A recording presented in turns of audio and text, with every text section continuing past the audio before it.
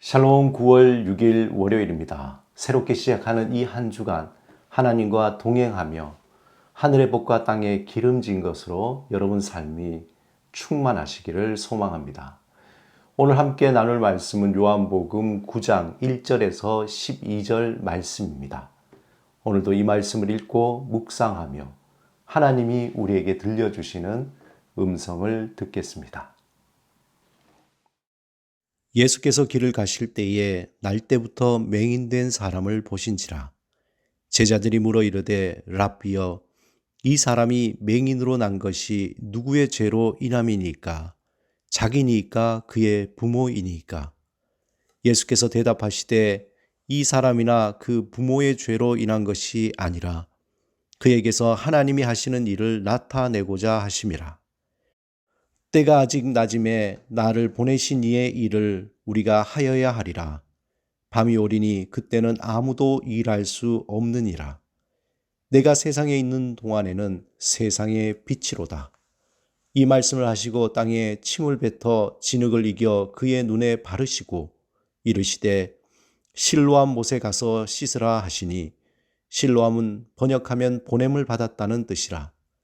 이에 가서 씻고 밝은 눈으로 왔더라.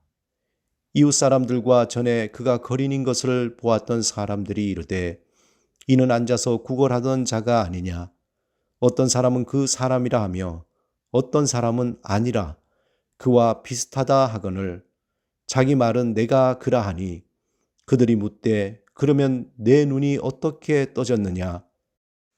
대답하되 예수라는 그 사람이 진흙을 이겨 내 눈에 바르고 나더러 실로암에 가서 씻으라 하기에 가서 씻었더니 보게 되었노라. 그들이 이르되 그가 어디 있느냐. 이르되 알지 못하노라 하니라. 예전에 잉글랜드 대표팀의 축구 코치가 한 말에 의해서 해고가 된 사건이 있었습니다. 그 코치는 공식 석상에서 이런 말을 했다고 합니다. 선천적 결함과 장애를 갖고 태어난 사람들은 전생에 지은 죄에 대한 심판이라고 말한 것이죠. 이 말이 언론을 타고 나가자 영국의 여론들이 난리가 났습니다. 당연하겠죠. 장애인협회에서부터 시작해서 시민들과 대중매체에서 들끓는 분노로 소동이 일어난 겁니다. 당장 잉글랜드 축구연맹 임원들은 그 코치를 해임하라고 촉구했습니다. 그렇다면 바보가 아니라면 이 축구 코치는 도대체 왜 그런 말을 그 개인적인 어떤 사석이 아니라 공식적인 석상에서 그렇게 말했을까요? 문제는 그 코치에게 일어난 발언, 그 개인에게는 아무런 문제가 없다는 것입니다.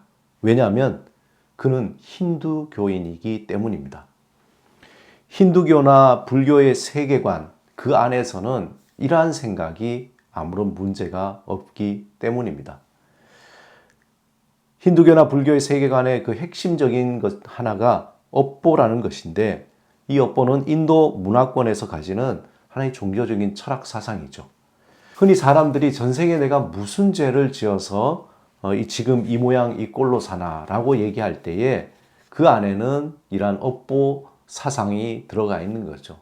다른 말로 윤회설 사상같이, 특히 불교에서 이 업보라는 것은 선한 업은 반드시 좋은 과를 받고 나쁜 업은 반드시 나쁜 일을 열매 맺는다는 것이죠.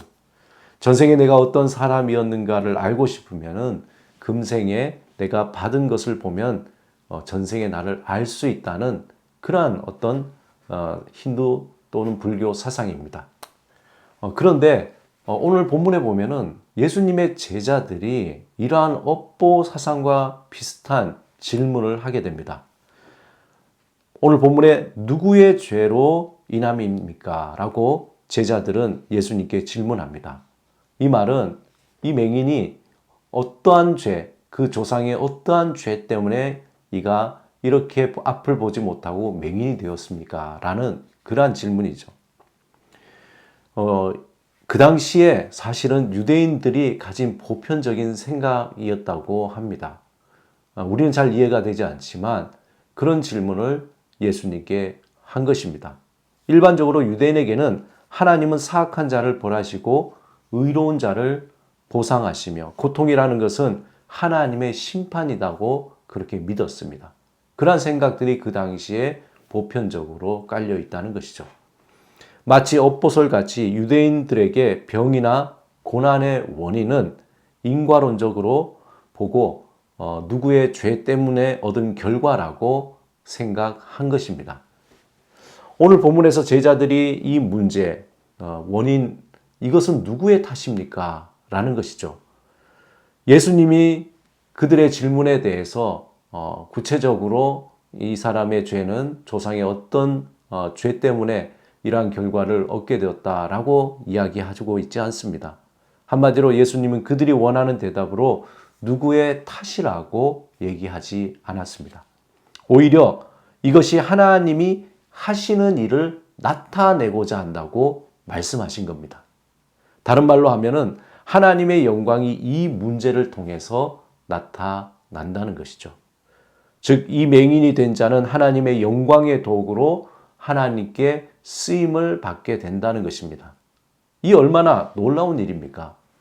고통의 바다인 인생에서 우리는 당하는 수많은 고난과 아픔과 질병이 있습니다. 거기에 대해서 우리는 나는 왜 이렇게 됐을까? 라고 생각하면서 이 문제의 원인을 다른 사람에게 탓으로 돌리려고 하는 것이죠. 이때 예수님은 이 모든 것이 누구의 탓이 아니라 하나님의 영광을 나타내고자 하는 일이라고 말씀하시는 겁니다.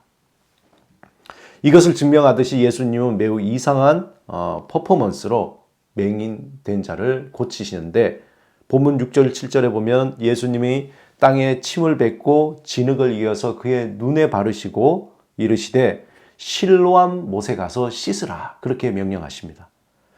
예수님이 흙에 침을 뱉고 이겨 그의 눈을 바르는 장면, 이 장면을 보면은 마치 창세기 1장에 하나님이 흙으로 사람을 지어 만드시는 장면과 오버랩이 됩니다. 그가 실로암 못에 가서 눈을 씻는 장면은 마치 문둥병에 걸린 나아만 장군이 요단강에 들어가서 병을 고치는 장면을 떠올리게 합니다. 예수님은 제자들에게 5절에 이미 이렇게 선포하셨습니다. 내가 세상에 있는 동안에는 세상의 빛이로다. 예수님은 이 세상의 혼돈과 무질서와 헛된 사상과 잘못된 문화적, 종교적 선입관을 향해서 세상을 창조하시면서 빛이 있으라 외치신 것처럼 하나님의 그 음성과 같이 새 창조를 열어가시는 창조자이심을 보여주는 겁니다.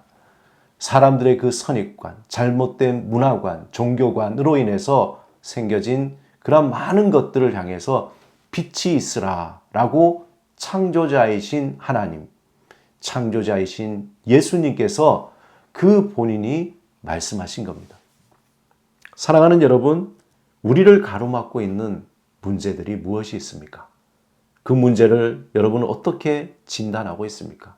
아니면 그 문제를 두고 누구의 탓으로 돌리고 있지 않습니까?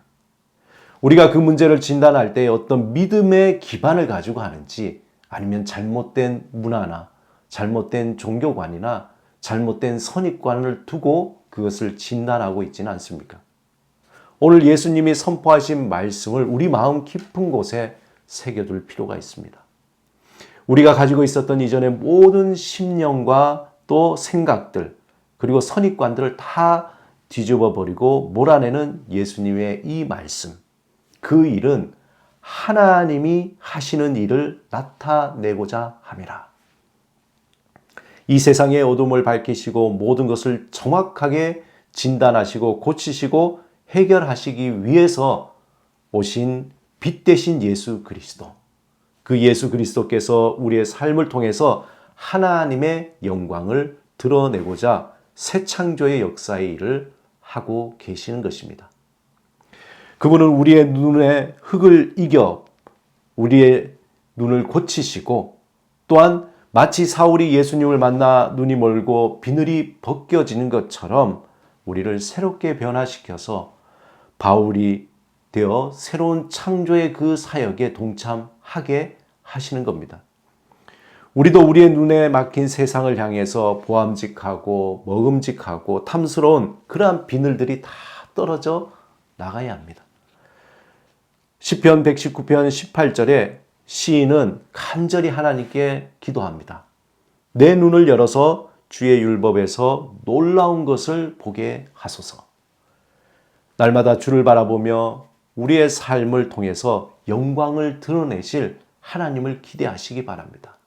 우리의 잘못된 생각들, 선입관들, 우리가 그동안 고집해왔던 많은 것들, 그 모든 것들이 다 떨어져 나가고 주님께서 우리에게 보여주시는 새로운 영적인 통찰력, 새로운 하나님의 그 창조의 능력으로 오늘도 하나님이 주시는 그 영광을 드러내는 새로운 삶을 사는 여러분의 삶이 되시기를 주님의 이름으로 축원합니다. 오늘 하나님이 나타내실 영광을 기대하며 하루를 위해서 기도드리겠습니다. 주님, 우리의 눈을 열어 주의 놀라운 것을 보게 하소서. 우리를 가로막는 모든 장애물을 뛰어넘을 수 있는 지혜와 통찰력과 능력을 내려주셔서 하나님이 하시는 일을 나타내소서. 예수 그리스도 이름으로 기도드립니다. 아멘.